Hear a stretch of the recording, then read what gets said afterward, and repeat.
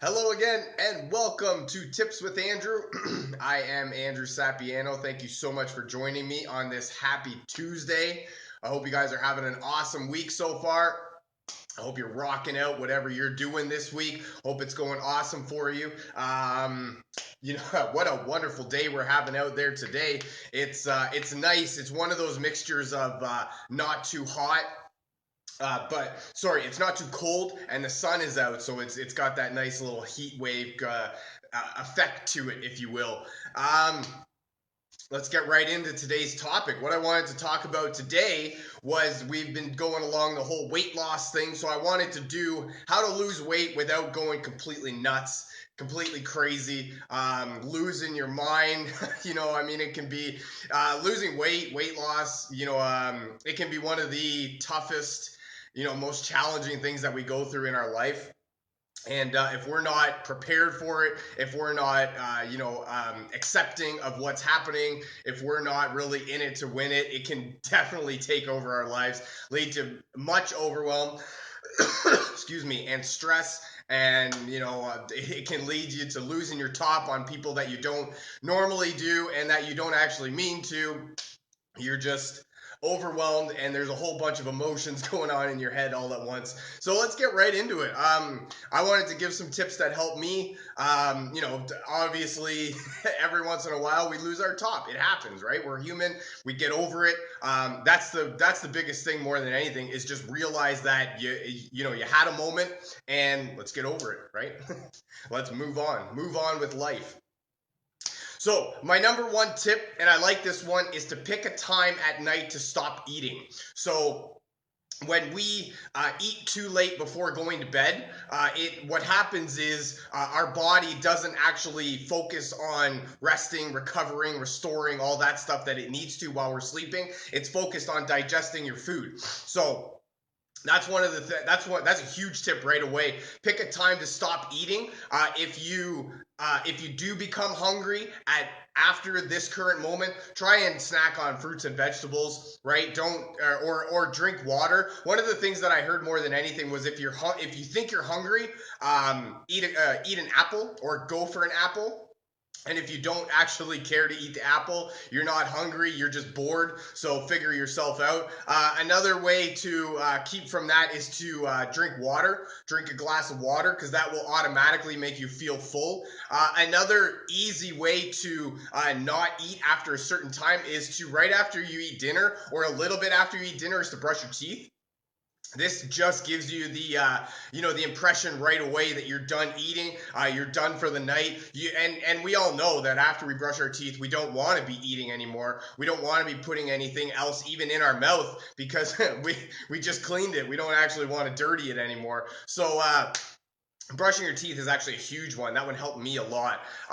Some simple ways to stop eating at night is to fill up more in the morning and in the afternoon. Right, big protein filled breakfasts. Nice protein loaded lunch. Hearty, healthy food, stuff like that. And and also too, what you want to do is to eat snacks throughout the day.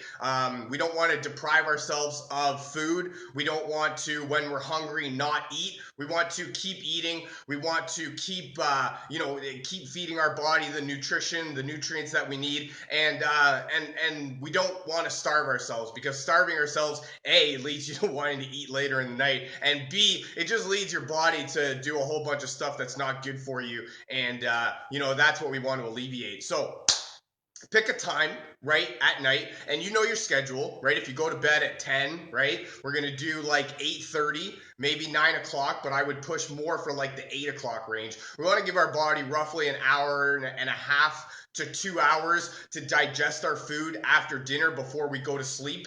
That way we can have our body doing what we're supposed to do while it's sleeping, i.e. recovering, restoring, and all that stuff. When it's focused on digesting your food, then you're not doing anything beneficial in terms of recovery during your sleep. That's when you wake up throughout the night and you have to go to the bathroom because your body's just digesting its food. Tip number 2 is a portion control. I really like this one because this is an easy way to lose weight without even having to think about anything. As a kid at a young age, we were told, you can't leave the dinner table unless you finish your food. You can't have, anything else to do in life until your plate is fully clean. And that's one of those things that we've grown up with, and it's really become a staple in our lives, is that we have to finish our food, right? Fast food restaurants are huge for this. We are living in an age where we are huge portions for little money, right? So it can be very easy to overeat and not even think about it really, because there's just so much food there, and we're taught at a young age, and we're conditioned at a young age that we need to finish our plate before we can do anything else. So right off the bat, smaller plates are going to be huge. This is a huge way to right off the bat, I don't want to say force yourself to eat less, but definitely alleviate yourself from eating more, because when you use smaller plates, you automatically finish quicker, and therefore you're finished your plate, everything's gone off your plate, and you actually feel proud of yourself, you feel accomplished, and you sometimes you don't want to eat more. A lot of times you can eat more because you have smaller plates, so you're automatically giving yourself smaller portions. So where you would normally eat, double what you're supposed to, you may or may not be eating exactly what you're supposed to, because you're eating more of little plates, right? So portion control is going to be huge. It's not easy to break the habit, the conditioning of wanting to finish your plate, simply because, if we have kids and stuff like that, it's a whole habit that we want them to get into. And so as much as you can't, I don't want to say force yourself to stop eating so much or to portion control. Little plates are going to be huge. That's going to be one of the biggest things. Another one, if you go out to restaurants, like I mentioned before, we are living in an age where we have supersized combos for minimum sized budgets, right? So right off the bat, when you go out to a restaurant, ask the waiter to put half of your food in a doggy bag for you to take home later. That's right away gonna make you less. What's the word I'm looking for? Wanting to. Damn it. It'll make you less encouraged to eat more, right? Because once you finished your food, you're a lot of times you're really full, and you have to go through the whole thing of unpacking your food in order to make it eatable. You have to open the package and all that. Another way could be to just cut your food in half right away and put half in a container to take home. So not only are you getting full and you're having great food at the moment, but you also have servings and food for later. So you can get 2 meals out of the one, and that way you're definitely giving yourself some savings, some value, right? You're getting 2 meals out of the price of one. So focus on smaller plates when you're out and about. Half the portions, right? Take half and put it in a container for later. Portion control is going to be a huge way for you to easily lose weight without going completely crazy. Low calorie alternatives is my next tip. So tip number 1, pick a time to stop eating at night. Tip number 2, portion control. Tip number 3 is low calorie alternatives. I like this one because this was something that I never actually did. Full disclosure. For me, it was always, can I take the fat that you removed from the low fat and just put it in mine, right? I'll take that. Or the, no added sugar, right? I'll take that sugar that you were going to throw away and add it to mine over here so I can have it tasting good. But that's just, empty calories, wasted calories, right? What we want to do, right off the bat, low carb mayo. What did we buy? We bought some mayo that's, it's like a garlic almost spread type thing, but it's a vegan mayo, right? So it's got less calories in it. It's made from plants and all that stuff, and it actually tastes relatively all right, right? If you get the right kind of flavor, you can make it taste basically however you want. But what we want to talk about is low fat margarines, right, versus butter. What's another one, right? We just want to look for mayonnaise, right? Mayonnaise is huge in calories and fat. If we can change that to like a ranch dressing, consider a vinaigrette on your salad, or your salad on your salad, instead of the dressing that you put on your Caesar salad. There's a whole bunch of little alternatives, little changes that we can make that will make huge difference in our well-being, in our day-to-day lives. And it really starts with healthy alternatives, right? Low fat, look for low fat, low calorie, no added sugar, all that stuff, right? You want to get the healthier alternative, right? Milk. We switched from 2% milk to skim milk. We skipped the whole 1% and the what's the homogenic milk or something like that, and we go to skim milk, and it actually for us tastes relatively the same, and it's a whole lot less calories, less bad stuff that you're putting in your body. That's what we're looking for, right? We're looking for the stuff that our body needs to be able to perform at an optimal level. And when we're getting all sorts of the bad fats, the trans fats, the saturated fats, right? Those are stuff that just sits in our gut. Gives us what's called visceral fat, whereas fat on our organs. And I was actually researching, that's actually the type of fat that doctors are most worried about. And that's the type of fat that doctors will tell you more than anything to work on, right? To work on getting rid of. So, when we're talking about anything that we can do to help us be healthier, eat, lose weight without going crazy, low calorie alternatives are going to be huge. Now, don't get into the thought of diet pops are better than pop, because pop is pop. You can it's got all that other stuff, the glucose and the sucrose and all that stuff that just sticks to your organs. It doesn't actually do anything. And the problem with most of those the pops, right, is they have so much sugar and so much additives in them that your body, A, is not able to absorb properly, and B, actually slows down your metabolism, so it's not actually doing any benefit for your body. It just tastes good, right? So keep that in mind. Low calorie alternatives, that's going to be a huge one. My next tip is similar to the last one. Avoid artificial sweeteners. I love this one because artificial sweetener. I have a story regarding this one. Is what did I read? Beaver poo has something in it that is actually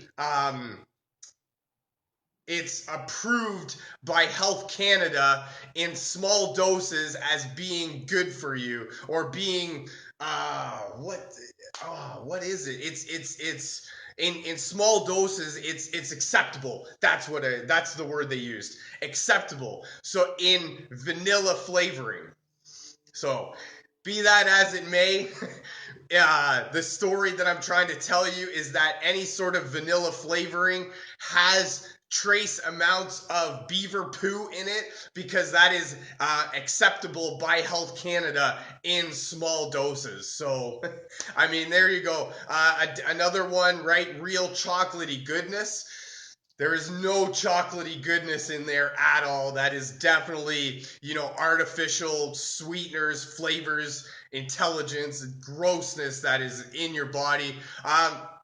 And a lot of times it's not actually full of any nutrients, right? It's just a sweetener. It's just something to make it taste better. And as much as it can seem like it's not that bad, it can be very It can be very detrimental to your weight loss goals, ambitions, right? Drive. And that's what we want to if you need to sweeten stuff, right, think what was the one thing that I read more than anything was fruits like grapefruit, the sour fruits. That's what it is. Sour fruits. If you eat sour fruits, it will actually trick your brain and your mind into thinking that you're having, the candy and the high sugar stuff that you think is good. And that way, over time, you will condition your brain to want fruit, the sugars from fruit, as opposed to the sugars from candy. So that's a huge way right there to avoid artificial sweeteners in that way. Just remember that when you're artificially sweetening something, you are definitely not doing anything that is beneficial for your body. When you're artificially sweetening something, you are artificially putting stuff in your body, and that is no different than what people are losing their minds at right now nowadays with the government and all that stuff. But artificial sweet. If you need sweetened stuff, right? Consider lemon juice is huge. Lime juice is another one. Think of ways that you can sweeten your food without adding artificial sweeteners, because those are not good for you at all. My next tip is meal prep. I like this one because this is an easy way for you to make multiple meals across or at one specific point. My favorite way to meal prep is to just cook, 2, 3 servings or 2, 3 meals, I guess, if you will, worth of food at once, right? So for us, we make like stir fries, right? We love to make stir fries as a meal prep meal. So what do? We add, 4 or 5 pounds worth of beef in there, throw a whole bunch of veggies, whole bunch of have some rice there, and maybe some noodles, right? Something like that. So that's what that is just making a whole bunch of food. We're already cooking, right? You have to cook because you have to eat. So you're already cooking. So why not just make, double or triple the amount so that you can have food for later, right? More food for later in the week, later in the day. Saves you time, right? Saves you time, energy, effort. And then this way, when your meals are prepped, it saves you time in the morning. It also saves you from having to go out and get food, or time in the morning to prepare food, right? To get all your lunches together, lunch, breakfast, plus snacks, plus all the other stuff that you have to get ready for work. It can be very overwhelming in the morning, and a lot of times we don't wake up with the intention of having a whole day's worth of stuff to do in the morning. We wake up basically in time to go to work, right? Because I don't know, maybe I'm weird, but I like sleep. So what meal prepping does is it just makes it so much easier to have your food made for you, and to have to make your choices easier, so that you don't have to make you don't have to make food all day every day. You just grab your meals and you go. Meal prep is a huge one that really helped me save time, energy, effort. This is like I mentioned, right? In the morning, we don't have. Maybe I'm the the exception to the rule, but I don't leave myself a whole lot of time to make food in the morning, and to do everything else that I need in order to be ready for the day. So what happened to your hair? Oh, I got a haircut. I got into a fight with a lawnmower. You got to see the lawnmower. It's really rocked it out that way. That's okay. It needed to be done. We got haircuts are no longer illegal, so that's awesome right there. So I was like, yeah, why not? But yeah, meal prepping is great. It's nothing more than making 2, 3 meals at once when you're cooking. So keep that into consideration, take that into consideration. Keep that in mind next time you're cooking dinner, right? Perhaps cook 2, 3 times the amount that you're going to, and then you can, I think you might thank me later. It will definitely make your mornings easier. It will make you a little bit less stressed in the morning, and it'll actually help you sleep a lot easier, because your mind will be calmed down and be able to rest, as opposed to thinking of what you're going to make in the morning. And then my last tip, more than anything, is essential oils. I love using essential oils for everything, and especially helping my mood and my emotions. An essential oil like lavender is great for, promoting calming feelings, relaxation, right? When we're talking about weight loss and not going crazy, a lot of times it can be very easy to just lose your mind all over everything. Lavender is going to be a huge one in terms of calming your mind, relaxing the emotions, right? Another oil like vetiver is actually great for it's a woodsy oil, so it's naturally calming, relaxing. It's great for if you need to be grounded after a long stressful day. One of the things that I like doing with vetiver is putting a drop on my pillow at nighttime. Helps to create like that relaxing environment. And vetiver is actually one of my favorite oils. The thing with this one, as a quick reminder, it's a very heavy oil. So Tina and I, we use this dropper right here. Makes it so much easier to use all the time. And then my last oil is tangerine. I love this one. This is actually one of my favorite oils, so I use this one all the time. But what I like about this one is it's a citrus oil, so it's naturally cleansing, detoxifying, right for the gut, promotes health, promotes gut health. It's uplifting and invigorating. But what I like more than anything about this one is it actually curbs hunger cravings. So that's like I mentioned. If you tend to get hungry later in the day, definitely try some tangerine. Help curb that hunger cravings. That's all I got for you for today. Thank you so much for joining me. I hope you guys found some value in this. Feel free to share this with your friends, a family member, perhaps somebody from your team that you feel needs to hear this. If you'd like to learn more about essential oils or how to get your hands on some of this cool stuff that I'm talking about, definitely drop me a comment, send me a message, and we'll get you rocking and rolling. Thank you so much for joining me. I love you guys. I hope you really have a fantastic rest of your Tuesday, and I look very forward to talking to you again. I love you guys. Bye for now.